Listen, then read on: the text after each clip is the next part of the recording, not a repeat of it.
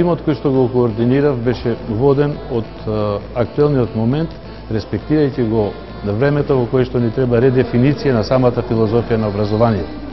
Имено, она што значеше поучување со табла и креда и представување на образованието и прост трансфер на она што е научено на другиот, повеќе не функционира.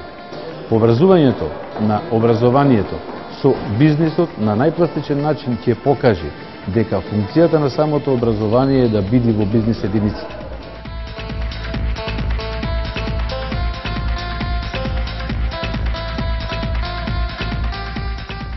I'm very excited about this project with FON. I think it's a very, very good opportunity for both entities. Often when companies get involved in these types of projects, they feel that they're giving more than they're getting.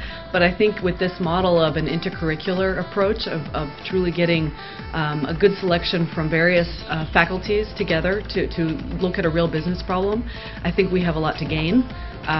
First and foremost, because we have actually interest in the target group, in that age group. They're influencers in their home for technology products in general and telecommunications specifically.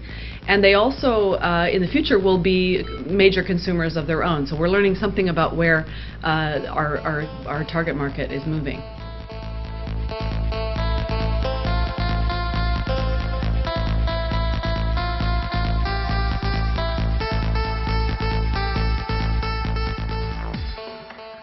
Од почнувањето на проектот Фабрика на знаење, студентите од Тим Б кои работат за компанијата ВАН го прифатија како голем предизвик и целосно се вложија во неговата реализација.